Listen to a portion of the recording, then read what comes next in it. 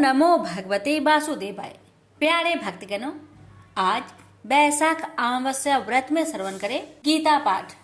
बैसाख अमावस्या व्रत में आप चाहे तो संपूर्ण गीता का पाठ कर सकते हैं या फिर श्रवण कर सकते हैं। अमावस्या का दिन पितरों की शांति के लिए और उनका आशीर्वाद प्राप्त करने के लिए दूसरा अध्याय और 7वें अध्याय का पाठ करने का विधान है और इसके साथ ही आप गर्भ गीता का भी श्रवण कर सकते हैं।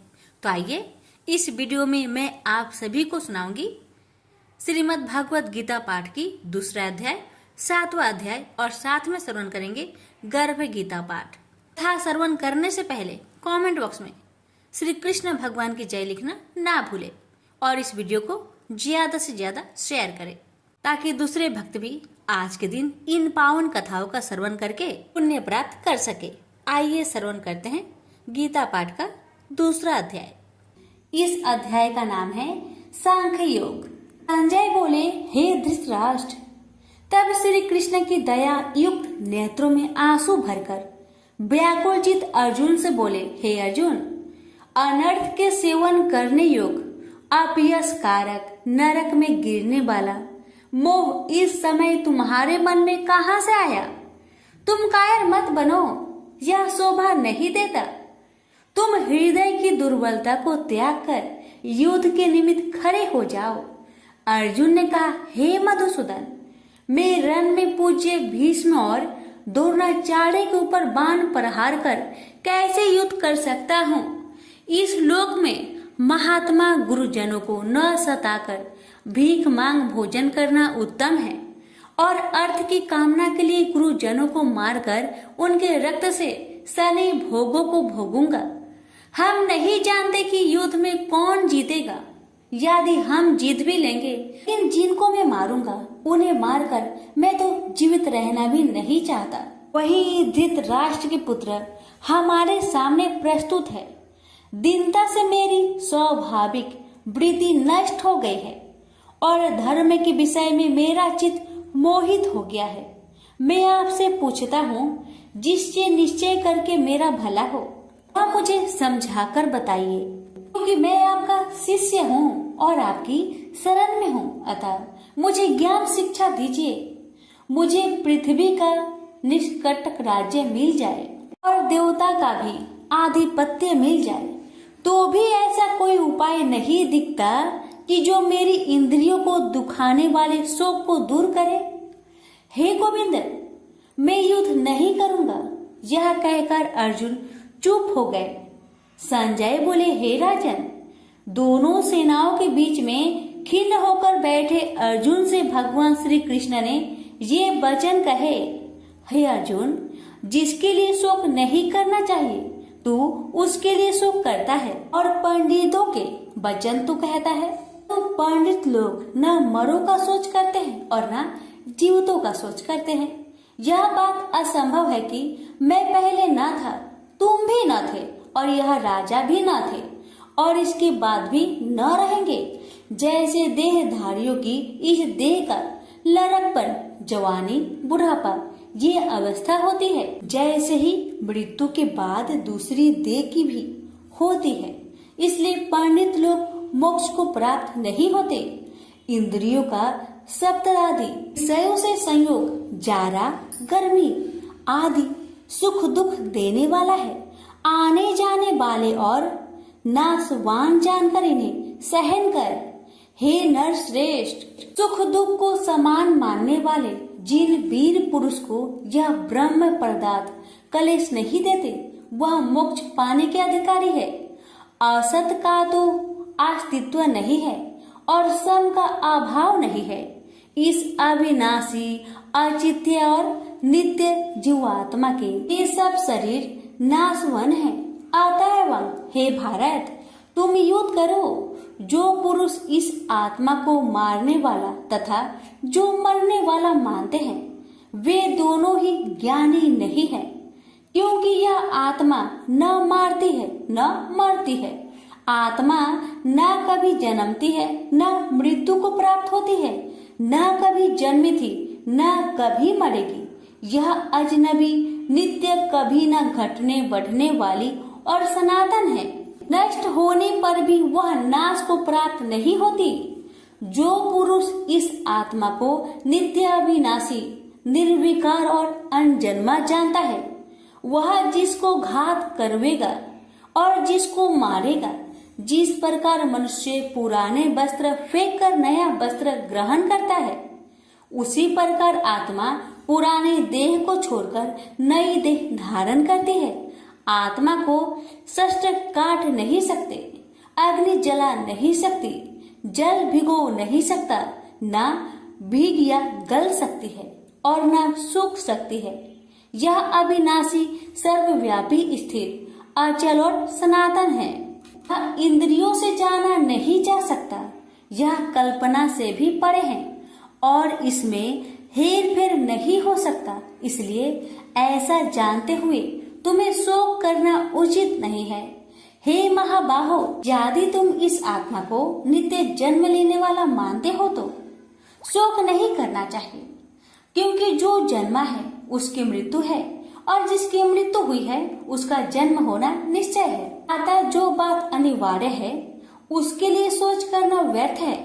जन्म लेने से पहले क्या था किसी को मालूम नहीं, मध्य में कुछ प्रकट होता है, फिर मरने से पीछे क्या होगा कोई नहीं जानता। ऐसी दशा में किसी बात का सोच करना क्या तुमको उचित है? कोई मनुष्य तो इस आत्मा को आश्चर्य से देखता है, आश्चर्यवत मानकर सुनता है, परंतु कोई देख कहे व सुनकर भी भली प्रकार नहीं जानता है सबके शरीर में यह क्या आत्मा नित्य अविनाशी है। कारण सब प्राणियों के लिए तुमको सोच करना उचित नहीं। अपने धर्म को भी सोचकर घबराना उचित नहीं है, क्योंकि क्षत्रियो को धर्म पूर्वक युद्ध से बराबर कुछ भला करने वाला नहीं है। हे पार्थ, बिना इच्छा के स्वर्ग का द्वार रूप युद्ध तुमको स्वतः प्राप्त हुआ है। ऐसा सुअवसर भाग्यवान क्षत्रिय को ही मिलता है। यदि तुम अपने धर्म के अनुसार इस संग्राम को न करोगे तो अपना धर्म और बड़ाई खो बैठोगे और पाप को प्राप्त होगे। सब लोग सदा तुम्हारी आपकृति करेंगे और प्रतिष्ठा वाले पुरुषों के लिए आप यश का होना मृत्यु से भी बढ़कर है। ये महारथी लोग समझेंगे कि अर्जुन डरकर संग्राम से हट गया, और अब तक जो लोग तुम्हारे पराक्रम की प्रशंसा करते हैं वही अनेक तरह के दुर्वचन कहेंगे। इससे बढ़कर दुख तुमको क्या हो सकता है? यदि युद्ध में नष्ट हो गए तो स्वर्ग के भागी होगे, जीतने पर पृथ्वी के तल पर राज्य करोगे। इसलिए युद्ध के निमित्त दृढ़ प्रतिज्ञा होकर खड़े हो जाओ। सुख दुख, लाभ हानि, जय पराजय, इन सब को समान समझकर युद्ध के लिए तैयार हो जाओ। ऐसा करने से तुम पाप को प्राप्त नहीं होगे। हे पार्थ, यह ज्ञान उपदेश ज्ञान योग के विषय में तुझसे कहा गया है। अब निष्काम कर्म योग के विषय में सुनो। जिस ज्ञान को पाकर कर्म बंधन से तेरी मुक्ति होगी। कर्म योग मार्ग में एक बार प्रारंभ किए कर्म का नाश नहीं होता और विघ्न पड़ने पर भी शुभ फल तथा इस कर्म का केवल प्रारंभ ही संसार से छुड़ाकर पूर्व ब्रह्म प्राप्त करता है।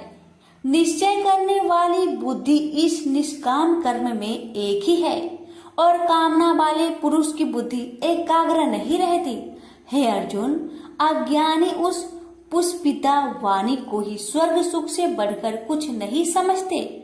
स्वर्ग सुख को ही जो उत्तम पुरुषार्थ समझते हैं, उनको कामनाओं से चित्त व्याकुल होने के कारण निश्चयात्मक बुद्धि से मोक्ष साधना उत्पन्न होती है। कारण कि उनका चित्त भोग आदि में सदैव निमग्न रहता है। जिन मनुष्यों का चित्त इस प्रकार मोह में लिप्त है और जिसकी आसक्ति भोग विलास और ऐश्वर्य में है, ऐसे पुरुषों के अंत कारण में निश्चयात्मक बुद्धि नहीं होती। हे अर्जुन, वेद त्रिगुणात्मक सकाम है, तुम निष्काम हो जाओ। सुख दुख को समान जानकर नित्य क्षेम आदि स्वार्थों में ना पड़कर धीरजवान और आत्मनिष्ठ हो। तुमको केवल कर्म करना चाहिए। तुम्हारे अधिकार में फल नहीं। तुम ना तो फल की अभिलाषा में काम करो और न निकम्मे ही रहो। फल की आशा त्याग कर कर्म की सफलता असफलता को समान समझकर तुम योगस्थ होकर कर्म करो। फल की इच्छा रखने वाले निष्कृष्ट होते हैं। काम कर्म करने वाला पुरुष ईश्वर कृपा से इसी संसार में सुकृत तथा दुष्कृत इन दोनों का ही त्याग कर देता है। जो सब कर्मों में कल्याणकारक है, कर्म फल को त्याग कर ही बुद्धि युक्त ज्ञानी पुरुष जन्म बंधन से हटकर मोक्ष को पाते हैं। जब तुम्हारी बुद्धि मोह बन के बाहर निकल जाएगी, तब तुम्हारा मन आगे सुनने वाली तथा हुई बातों से विरक्त हो जाएगी। अनेक श्रुति इस मृत्यु के वचन को सुनने से तुम्हारी बुद्धि भ्रमित हो गई है। जिस समय वह निश्चल होकर आत्मा में निश्चल होगी, तभी उनको तत्व ज्ञान प्राप्त होगा। अर्जुन ने पूछा, हे केशव, आत्मा स्वरूप में निश्चल बुद्धि वाला जिसको कहा है, उनके लक्षण क्या है? श्री कृष्ण जी बोले, हे अर्जुन, जो महात्मा पुरुष मन की कामनाओं को त्याग देता है और अपने आप ही से प्रसन्न रहता है, उसको निश्चल बुद्धि वाला कहते हैं। दुख में जिसके मन खेद नहीं होता और सुख में जिसको आसक्त नहीं होती तथा प्रीति भय क्रोध जिसके जाते रहते हैं, वह महात्मा स्थिर बुद्धि वाला मुनि कहलाता है। जो सर्वत्र स्नेह करना है, जो शुभ पदार्थ होने पर हर्ष नहीं करता, अशुभ से अप्रसन्न नहीं होता, उसी को स्थिर बुद्धि जानना चाहिए। और कछुआ जैसे अपने अंगों को सिकुड़ लेता है, उसी तरह जो पुरुष अपनी इंद्रियों को विषय से हटाता है, उनकी बुद्धि स्थिर जाननी चाहिए। हे अर्जुन, मोक्ष प्रयत्न करने वाले विद्वान व्यक्ति को भी प्रबल इंद्रिया बलात् उसके मन को जीत लेती है।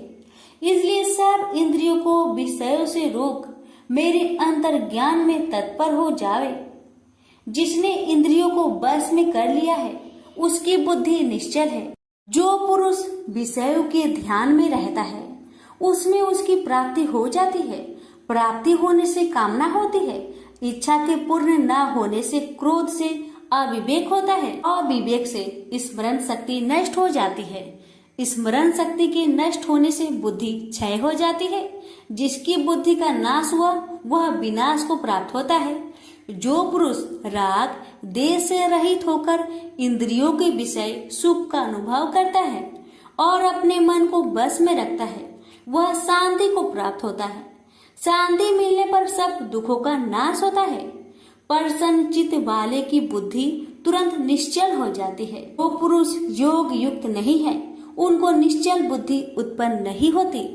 भावना के न होने से शांति प्राप्त नहीं होती। शांत को सुख कहाँ से मिलेगा? इस कारण हे महाबाहो, जिसने इंद्रियों को विषय से सर्वथा रोक रखा है, उसी की बुद्धि स्थिर है। जब सब प्राणियों की रात होती है, उसमें संयमी जागता रहता है और प्राणी मात्र जिस समय जागते हैं, मुनि जनों की वह रात्रि है। जल से भरे पूर्ण समुद्र में जल भरने पर भी वह अपनी मर्यादा पर ही रहता है। उसी तरह जिस पुरुष में इच्छा ना रहने पर भी अनिच्छा से सब विषय भोग प्राप्त होते हैं, उसी को शांति मिलती है। विषयों की इच्छा करने वाले को शांति नहीं मिलती। जो पुरुष सब कामनाओं को छोड़कर इच्छा रहित होकर विचरता है, ममता अहंकार जिसमें नहीं है, वही शांति को प्राप्त होता है। हे पार्थ, ब्रह्मी स्थिति यही है। ऐसी स्थिति मिल जाने पर प्राणी फिर मोह में नहीं फंसता और अंत समय में निर्वाण ब्रह्म पद को प्राप्त होता है। प्रेम से बोलिए श्री कृष्ण भगवान की जय। पर श्रीमद् भगवत गीता पाठ का दूसरा अध्याय समाप्त हुआ। अब सुनेंगे दूसरे अध्याय का महात्म्य। श्री नारायण जी बोले, हे लक्ष्मी, दक्षिण देश में एक पूर्ण नाम नगर था। वहाँ एक देव सुशर्मा बड़ा धनवान रहता था। उसे साधु सेवा करते हुए 7 दिन बीते थे। तब एक बाल नाम ब्रह्मचारी आया, उसकी बहुत सेवा की और विनय से कहा, हे संत, कृपा कर मुझे श्री नारायण जी के पाने का ज्ञान उपदेश दीजिए। तब वह ब्रह्मचारी बोला, मैं तुझे गीता जी के दूसरे अध्याय का पाठ सुनाता हूँ, श्रवण कर। एक आइली वन में बकरियां चरा रहा था, वहां मैं भजन किया करता था। एक दिन रात को आइली अपनी सभी बकरियों को लेकर घर के रास्ता में चल रहा था कि मार्ग में एक सिंह बैठा मिला उसे। एक बकरी सबसे आगे अपनी ओर चली आती देखकर शेर वहां से भाग गया। तब आइली यह देखकर बहुत हैरान हुआ और मैं भी वहां पर खड़ा हुआ था। उस चौराहे ने मुझे देखकर कहा, मैंने यह आश्चर्य देखा कि बकरी को देखकर शेर भाग गया, ये कैसे हुआ? तुम तो त्रिकाल के हो, यह वृत्तांत मुझे सुनाओ, तुम सब कुछ जानते हो। तब संत ने कहा, हे आइली, मैं तुझे एक छिपकली वार्ता सुनाता हूँ। यह बकरी पिछले जन्म में डायन थी। जब इसका पति मर गया तब यह बड़ी डायन हुई। इस सुंदर लड़के को देखे उसी को खा लेती थी। और शेर पिछले जन्म में फंदक था, वह पंछी को पकड़ने के लिए वन में जाया करता था। ये डायन भी वही वन को गई, वह डायन ने उस फंदक को खा लिया था। अब वही फंदक शेर हुआ, वह डायन बकरी बनी है। शेर को पिछले जन्म की खबर है, इसलिए बकरी को देखकर शेर ने समझा कि अभी यह मुझे खाने के लिए आ रही है। तब आइली ने कहा, मैं पिछले जन्म में कौन था? तब संत बोला, तू पिछले जन्म में चांडाल था। आइली ने कहा, हे ब्रह्मचारी जी, कोई उपाय भी है जिससे हम तीनों ही इस अधम देश से छूटे? तब संत जी बोले, हम तुम तीनों का उद्धार करते हैं। ये कहकर संत जी ने जब गीता जी के अक्षर सुनाए तो उनको सुनते ही तुरंत आकाश से विमान आए और उन तीनों को विमानों में बैठाकर वैकुंठ लोक को ले गए। अधम देह से छूटकर देव देही पाई और देव सुशर्मा भी ज्ञान को सुन मोक्ष को प्राप्त हुआ और देव देही पाकर वैकुंठ को गया। तब श्री नारायण जी ने कहा, हे लक्ष्मी जी, जो मनुष्य श्री नारायण जी के ज्ञान को पढ़े सुने वह अवश्य मुक्ति को प्राप्त होता है। प्रेम से बोलिए लक्ष्मी नारायण की जय। यहीं पर हमारी गीता पाठ का दूसरा अध्याय का महात्म्य समाप्त हुआ। श्री कृष्ण भगवान बोले, हे पार्थ, जो मुझ में मन लगाकर मेरे में ही आश्रय लेकर योगा अभ्यास करते हुए मेरे स्वरूप का संचय रहित पूर्ण ज्ञान प्राप्त होगा, सो सुनो, विज्ञान के सहित वह पूर्ण ज्ञान में तुम्हें सुनाता हूँ, जिसके जानने से तुमको इस लोक में और कुछ जानना शेष न रहेगा। सहस्त्रों मनुष्य में से कोई एक सिद्धि प्राप्त के लिए यत्न करता है। उन यत्न करने वाले सिद्धों में से कोई बिरला ही मुझे ठीक जान पड़ता है। पृथ्वी, जल, अग्नि, वायु, आकाश, मन, बुद्धि और अहंकार, यह 8 प्रकार की मेरी प्रकृति माया है। इस प्रकृति को अपरा अचेतन अर्थात जड़ कहते हैं। और हे महाबाहो, इससे दूसरी प्रकृति चेतन है, जिसने संपूर्ण जगत धारण किया है। इन्हीं प्रकृतियों से सब प्राणी मात्र उत्पन्न होते हैं। ऐसा जानो, यह प्रकृतियां हमसे ही उत्पन्न हुई है। इस तरह सब जगत की उत्पत्ति और प्रलय का कारण मैं ही हूँ। हे धनंजय, जिस प्रकार धागे में मणि पिराई जाती है, उसी भांति यह सब संसार मुझसे परे और कुछ भी नहीं। हे कुंती पुत्र, जल में रस में मैं ही हूँ, चंद्रमा और सूर्य में प्रकाश में मैं ही हूँ, सब वेदों का सार मैं ही हूँ, आकाश में शब्द तथा पुरुष में पौरुष मैं ही हूँ। हे अर्जुन, पृथ्वी में सुगंध तथा अग्नि में तेज रूप मैं ही हूँ, सब प्राणियों में जीवन और तपस्वियों का तप मैं ही हूँ। हे पार्थ, समस्त प्राणियों में सनातन बीज रूप मुझको ही जानना, बुद्धिमानों में बुद्धि स्वरूप और तेजस्वियों में तेज मैं ही हूँ। हे अर्जुन, काम और रोग रहित बलवान पुरुषों में धर्म के विरुद्ध न जानने वाला कर्म मैं ही हूँ। जितने भी स्वास्तिक राजस तामस पदार्थ है वे सब मुझसे ही उत्पन्न हैं, परंतु उनमें मैं नहीं रहता। ये सब मुझ में है। सत्व रज तम इन तीनों गुणों के प्रभाव से यह सारा जगत मोहित हो रहा है। इस कारण यह मेरी गुणमयी और दिव्यमयी माया अति दुस्तर है। जो मुझको अनन्य भाव से भजते हैं वे इस माया को पार कर जाते हैं। हे भारत श्रेष्ठ अर्जुन, 4 प्रकार के जीव मुझको भजते हैं। दुखिया, जिज्ञासु, ऐश्वर्य की कामना करने वाले और ज्ञानी, जिनमें मुझे सदा एकाग्रचित और केवल मेरी भक्ति करने वाले, और ज्ञानी जिनमें मुझे सदा एकाग्रचित और केवल मेरी भक्ति करने वाले ज्ञानी पुरुष श्रेष्ठ है।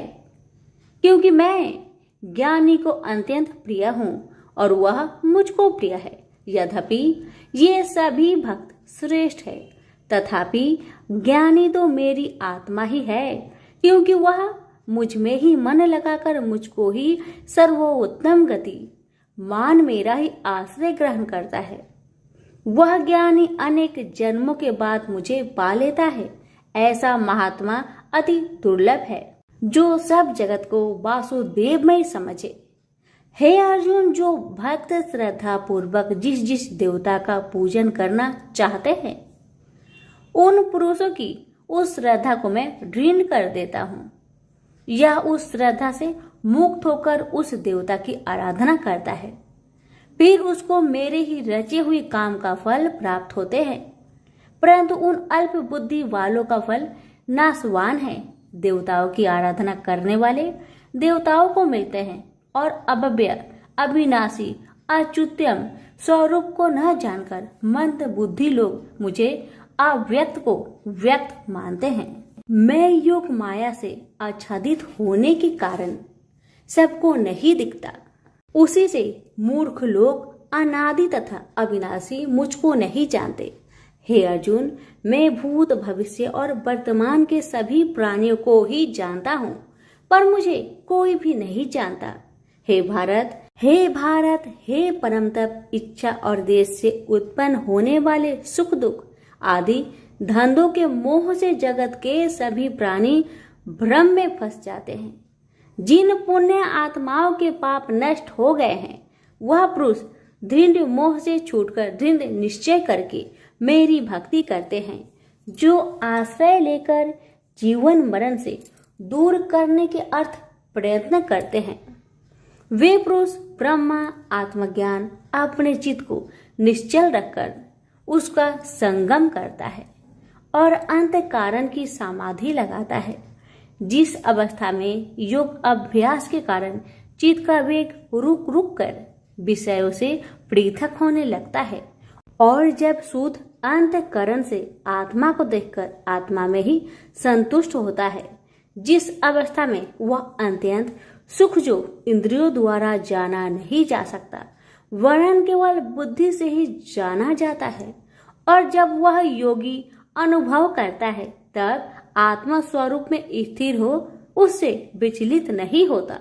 इस अवस्था को पाकर फिर और कोई लाभ उसको अच्छा नहीं लगता और जहाँ स्थिर होने पर और कोई बड़ा भारी दुख उसको वहां से चलायमान नहीं कर सकता। इस अवस्था को दुख संयोग वियोग कारक नामक योग जानना हो तो योग निर्विकल्प चित्त से निश्चय करके जानना चाहिए। संकल्प से उत्पन्न होने वाला समस्त कामनाओं को त्याग कर और मन ही मन में सकल इंद्रियों को चारों ओर से रोक रोक कर धैर्य के साथ बुद्धि को अपने अधीन कर धीरे धीरे विषय से दूर हटा ले और भली भांति मन को आत्मा में स्थिर करके किसी वस्तु की इच्छा ना करे और चंचल मन जिधर जिधर जाए उधर से इसको हटाकर आत्मा के बस में करना चाहिए। इस प्रकार शांति चित्त तथा रजोगुण से रहित निष्पाप तथा ब्रह्म स्वरूप योगी को उत्तम सुख प्राप्त होता है। इस रीति से निरंतर योगाभ्यास करने वाला योगी समस्त पापों से छूटकर सहज ही उस परम सुख को पा लेता है जो ब्रह्म के संयोग से प्राप्त होता है। जिसका मन योग में स्थिर हो गया है उसकी दृष्टि भी सर्वत्र समान हो जाती है और वह सब प्राणियों में अपने को और अपने में सब प्राणियों को देखता है। जो सब प्राणियों में मुझको और मुझ में सब प्राणियों को देखता है। मैं उससे अलग नहीं रहता और मुझसे वह अलग नहीं रहता। जो अभेद भाव से रहता है, सब प्राणियों में स्थिर हो मेरा मनन करता है, वह योगी चाहे जिस अवस्था में रहे मुझ में मिल जाता है। हे अर्जुन, जो समस्त प्राणियों के दुख सुख के समान समझता है और सबको समान देखता है वही श्रेष्ठ योगी है। अर्जुन बोले, हे मधुसूदन, आपने जो योग बताया कि सबको अपने ही समान देखे, सो मन के चंचल होने के कारण मैं उसको अपने में दृढ़ स्थिर नहीं देखता हूँ। हे श्री कृष्ण, यह चंचल मन बड़ा ही हठी पराक्रमी और दृढ़ है। इसको अपने अधीन रखना तो मुझे वायु को बांध रखने के समान ही प्रतीत होता है। श्री कृष्ण भगवान ने कहा, हे महाबाहो, इसमें संदेह कि मन अति चंचल है, तो भी हे कुंती पुत्र, अभ्यास और वैराग्य से इसे बस में किया जा सकता है। जिसका मन बस में नहीं उसको योग अति दुर्लभ है। अर्जुन ने कहा, हे श्री कृष्ण, जिसमें श्रद्धा तो है पर योग प्राप्त करने में सफल नहीं हुआ है और जिसका चित्त योग से विचलित हो गया है, वह योग सिद्धि न पाने से किस गति को प्राप्त होता है? श्री कृष्ण बोले, हे अर्जुन, उसका यहाँ नाश नहीं होगा पर परलोक में भी नहीं होगा, क्योंकि उत्तम कर्म करने वाले किसी मनुष्य की दुर्गति नहीं होती। वह योग में असफल मनुष्य बहुत दिनों तक पुण्यवानों को प्राप्त होने वाले लोकों में वास करता है और फिर वहां से किसी पवित्र और धनवान मनुष्य घर में आकर जन्म लेता है। इस प्रकार का जन्म पाना भी इस लोक में बड़ा दुर्लभ है। हे कुरुनंदन, यह योगियों के बस में जन्म लेकर पूर्व जन्म की बुद्धि संस्कार अर्थात आत्मज्ञान को पाता है और उससे अधिक सिद्धि के लिए यत्न करता हूँ। पूर्व जन्म में किए योग अभ्यास के बल में अनेक विघ्नों को पड़ने पर भी यह मोक्ष को प्राप्त होता है। योग की केवल इच्छा ही हो तो पुरुष शब्द ब्रह्म के परे जा पहुंचता है। जो बड़े परिश्रम और यत्न से योग अभ्यास करता है वह पापों से छूट मोक्ष को पाता है। बड़े तपस्वियों से योगी श्रेष्ठ है। जो शुद्ध होकर अनेक जन्मों में परिश्रम करके सफल होता है और ज्ञानियों से भी योगी श्रेष्ठ है। इसलिए हे अर्जुन, तुम योगी बनो। केवल मुझ में ही मन लगाकर योग प्राप्ति के लिए जो मेरा भजन करता है उसको समस्त योगियों के मध्य से मैंने अत्यंत श्रेष्ठ माना है। प्रेम से बोलिए श्री कृष्ण भगवान की जय। अब सुनिए श्रीमद् भगवत गीता पाठ अध्याय 7 की महात्म्य। भगवान शिव कहते हैं, हे पार्वती, अब मैं 7वें अध्याय का महात्म्य बतलाता हूँ, जिसे सुनकर कानों में अमृत राशि भर जाती है। पाटलिपुत्र नामक एक दुर्गम नगर है जिसका गोपुर बहुत ही ऊंचा है। उस नगर में शंकुकर्ण नामक एक ब्राह्मण रहता था।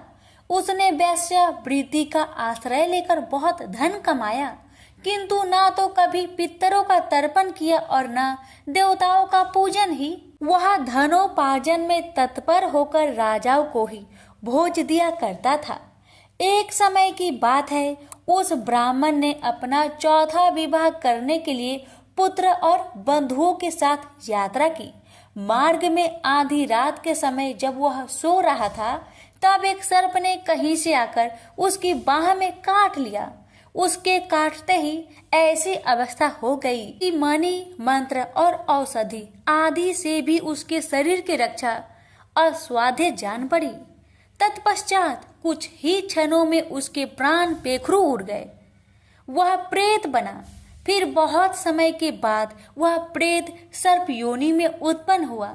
उसका बीत धन की वासना में बंधा था। उसने पूर्व वृत्तांत को स्मरण करके सोचा, मैंने घर के बाहर करोड़ों की संख्या में अपना जो धन गार रखा है, उससे इन पुत्रों को वंचित करके स्वयं ही उसकी रक्षा करूंगा। सांप की योनि से पीड़ित होकर पिता ने एक दिव्य सपना में अपने पुत्र के समक्ष आकर अपना मनोभाव बताया। तब उसके पुत्र ने सवेरे उठकर बड़े विस्मय के साथ एक दूसरे से सपने की बातें कही। उनमें से झंझला पुत्र कुदाल हाथ में लिए घर से निकला और जहां उसके पिता सर्प योनि धारण करके रहते थे उस स्थान पर गया। यद्यपि उसे धन के स्थान पर ठीक ठीक पता नहीं था, तो भी उसने जीहो से उसका ठीक निश्चय कर लिया और लोभ बुद्धि से वहां पहुंचकर बाबी को खोदना आरंभ किया। तब उस बाबी से बड़ा भयानक सांप प्रकट हुआ और बोला, ओ मूर्ख, तू कौन है? किस लिए यहाँ आया है? यह बिल क्यों खोद रहा है? किसने तुझे भेजा है? ये सारी बातें मेरे सामने बता। पुत्र बोला, पिताजी, आपकी मुक्ति कैसे होगी? इसका उपाय मुझे बतलाइए, क्योंकि मैं इतनी रात को सब लोगों को छोड़कर आपके पास आया हूँ। पिता बोले, बेटा, गीता के अमृतमय 7वें अध्याय को छोड़कर मुझे मुक्त करने में तीर्थ, दान, तप और यज्ञ भी सर्वथा समर्थ नहीं है। केवल गीता का 7वां अध्याय ही प्राणियों के जरा मृत्यु आदि दुखों को दूर करने वाला है। पुत्र, मेरे श्राद्ध के दिन गीता के 7वें अध्याय का पाठ करने वाले ब्राह्मण को श्रद्धा पूर्वक भोजन कराओ। इससे निसंदेह मेरी मुक्ति हो जाएगी। बस अपनी शक्ति के अनुसार पूर्ण श्रद्धा के साथ निर्वर्षी और वेद विद्या में प्रवीण अन्य प्राणी को भी भोजन कराना। सर्प योनि में पड़े हुए पिता के यह वचन सुनकर सभी पुत्र ने उनकी आज्ञा अनुसार तथा उससे भी अधिक किया। अब शंकुकर ने अपने सर्प शरीर को त्याग कर दिव्य देह धारण किया और सारा धन पुत्रों के अधीन कर दिया। पिता ने करोड़ों की संख्या में जो धन उनमें बांट दिया था, उससे वे पुत्र बहुत प्रसन्न हुए। उनकी बुद्धि धर्म में लगने लगी थी, इसलिए उन्होंने बावली, कुआं, पोखरा, यज्ञ तथा देव मंदिर के लिए उस धन का उपयोग किया और अन्य शाला भी बनवाए। तत्पश्चात 7वें अध्याय का सदा जप करते हुए उन्होंने मोक्ष प्राप्त किया। हे पार्वती, यह तुम्हें 7वां अध्याय का महात्म्य बतलाया, जिसके श्रवण मात्र से मानव सब पातकों से मुक्त हो जाता है। प्रेम से बोलिए उमापति शंकर भगवान की जय। श्री कृष्ण भगवान जी का वचन है कि जो प्राणी इस गर्भ गीता का सद्भावना से विचार मनन करता है, सो पुरुष फिर गर्भवास में नहीं आता। अर्जुन कहने लगे, हे कृष्ण भगवान, यह प्राणी जो गर्भ विषय में आता है, सो किस दोष के कारण आता है? हे प्रभु, जब यह जन्मता है तब इसको जरा आदि रोग लगते हैं, फिर मृत्यु होती है। हे भगवान, वह कौन सा कर्म है जिसके करने से जन्म मरण से रहित होवे? श्री कृष्ण भगवान कहने लगे, हे अर्जुन, यह मनुष्य जो है सो अंधा मूर्ख है और संसार के साथ प्रीति करता है। यह पदार्थ मैंने पाया है और वह मैं पाऊंगा, ऐसी चिंता इस प्राणी के मन से उतरती नहीं। 8 पहर माया को ही मांगता है। इन बातों को करके बार बार जन्मता है और मरता है। वह गर्भ विषय दुख पाता रहता है। अर्जुन कहने लगे, हे कृष्ण भगवान, यह मन हाथी की न्याय है, तृष्णा इसकी शक्ति है। यह मन तो 5 के बस में है, काम, क्रोध, लोभ, मोह और अहंकार। इन पांचों में अहंकार बहुत बली है। ये कौन सा यत्न है जिससे मन बस में होए? वैसा ही मन रूपी हाथी को बस में करने के लिए ज्ञान रूपी अंकुश है। अहंकार करने से यह जीव नरक में पड़ता है। अर्जुन कहने लगे, हे भगवान, जो एक तुम्हारे नाम के लिए वन खंड में फिरते हैं, एक वैरागी हुए हैं, एक धर्म करते हैं, इनको कैसे जाने जो वैष्णव है? वे कौन है? श्री कृष्ण भगवान कहने लगे, हे अर्जुन, मेरे ही नाम के लिए वनों में फिरते हैं, वह सन्यासी कहते हैं। एक सिर पर जटा बांधते हैं, एक अंग पर भस्म लगाते हैं। उनमें हम नहीं है, क्योंकि इनमें अहंकार है। इससे मेरा दर्शन दुर्लभ है। अर्जुन कहने लगे, हे भगवान, वह कौन सा पाप है जिससे स्त्री की मृत्यु हो जाती है? वह कौन सा पाप है जिससे पुत्र मर जाता है? और नपुंसक कौन से पाप से होते हैं? श्री भगवान कहने लगे, हे अर्जुन, जो किसी से कर्जा लेता है और देता नहीं, इस पाप से औरत मरती है। और जो किसी की अमानत रखी हुई बचा लेता है, उसके पुत्र मर जाते हैं। जो किसी का कार्य किसी के गोचर आए पड़े और वह जबानी कहे कि मैं तेरा कार्य सबसे पहले कर दूंगा, और जब समय आए तब उसका कार्य ना करे, इस पाप से नपुंसक हो जाता है। ये बड़े पाप है। अर्जुन कहने लगे, हे भगवान, कौन पाप से मनुष्य सदैव रोगी रहता है?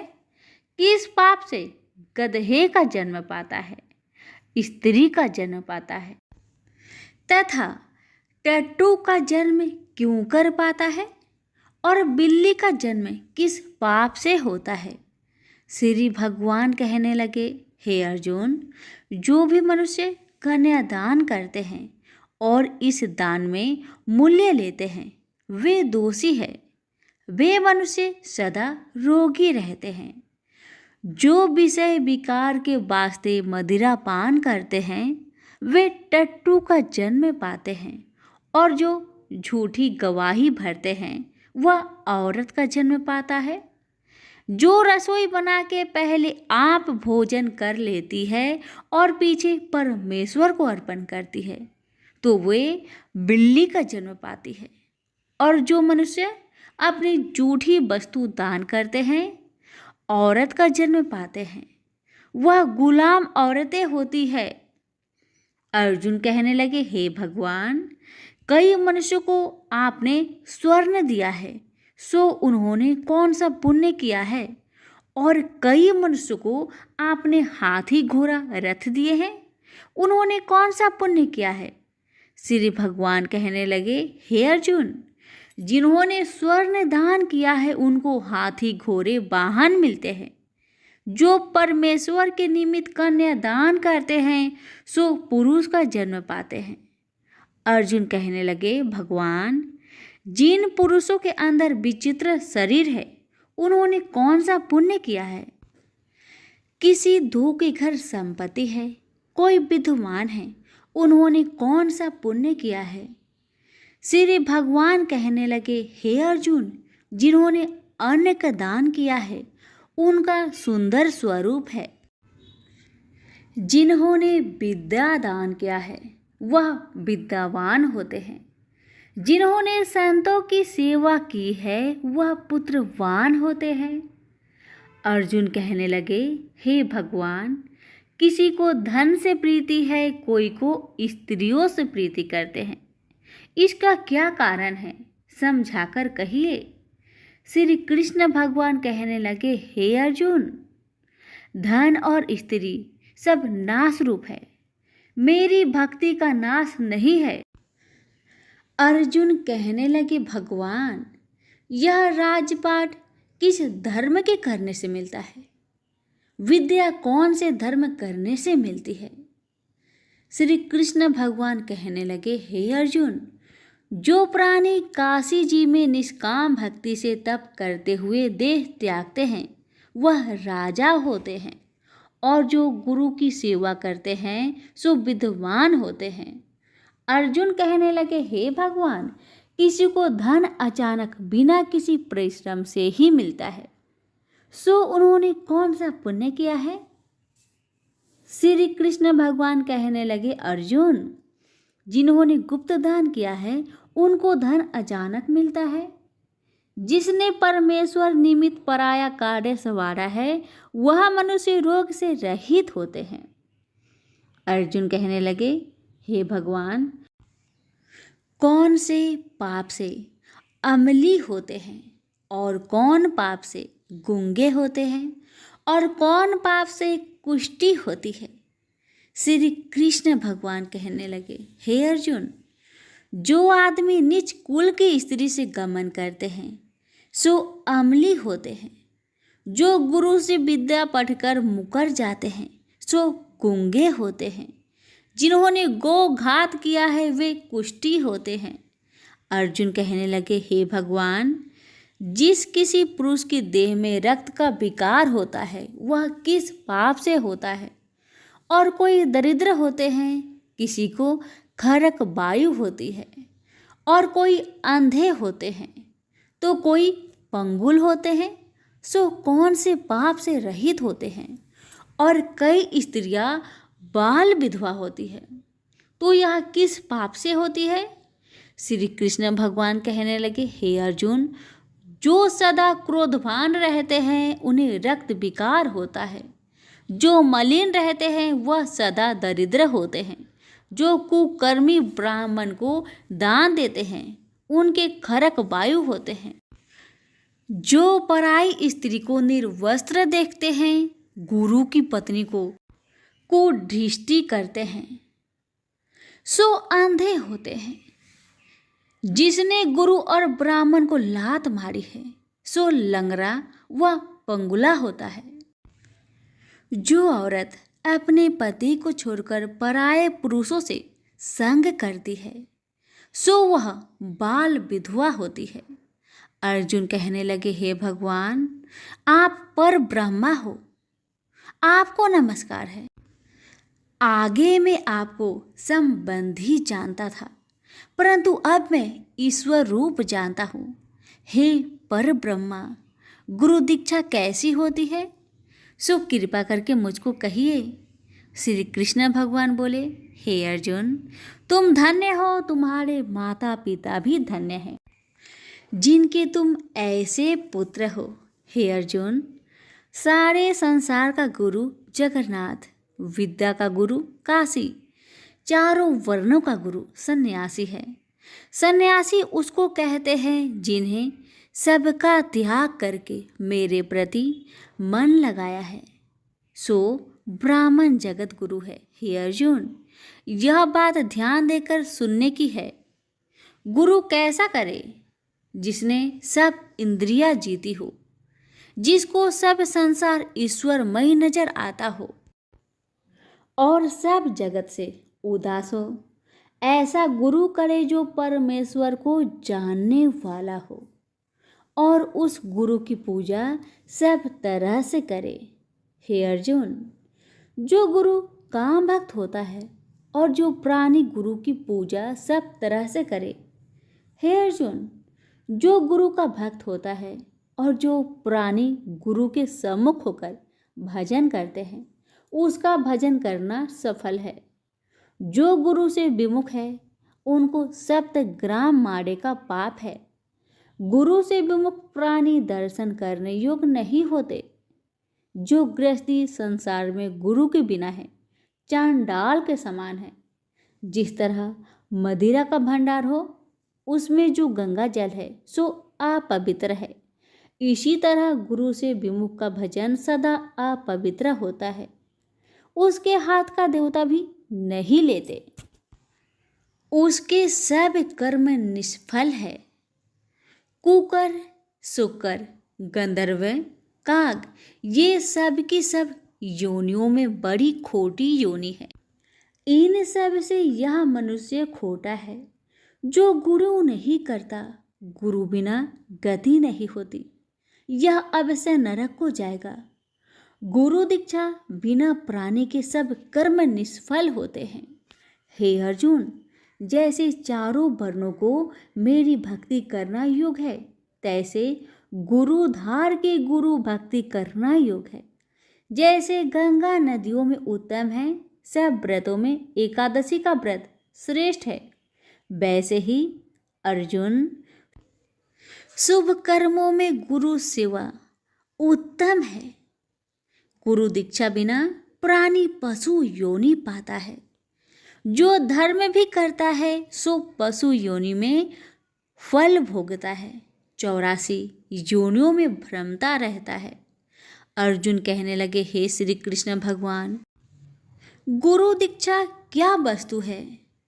कृष्ण भगवान कहने लगे, हे अर्जुन, धन्य जन्म है तेरा जिसने यह प्रश्न किया है, तू धन्य है। गुरु दीक्षा के 2 अक्षर है, हरिओम। इन अक्षरों को गुरु कहता है। यह चारों वर्णों को अपनाना श्रेष्ठ है। हे अर्जुन, जो गुरु की सेवा करता है उस पर मेरी प्रसन्नता है। वह 84 से छूट जाएगा, जन्म मरण से रहित हो, नरक नहीं भोगता। गुरु की सेवा करता है उसको कई अश्वमेघ यज्ञ के पुण्य का फल मिलता है। गुरु की सेवा मेरी सेवा है। हे अर्जुन, हमारे तुम्हारे संवाद को जो पढ़े सो गर्भ के दुख से बचेंगे, 84 कट जाएगी। इसी से इस पाठ का नाम गर्भ गीता है। श्री कृष्ण भगवान जी के मुख से अर्जुन ने श्रवण की है। गुरु दीक्षा लेना उत्तम कर्म है। उसका फल है कि नरक से वह 84 जीव से बचा रहता है। भगवान बहुत प्रसन्न होते हैं। सभी प्रेम से बोलिए श्री कृष्ण भगवान की जय। अगर आपको हमारी सुनाई हुई कथा कहानी अच्छी लग रही है तो लाइक शेयर अवश्य करें। धन्यवाद।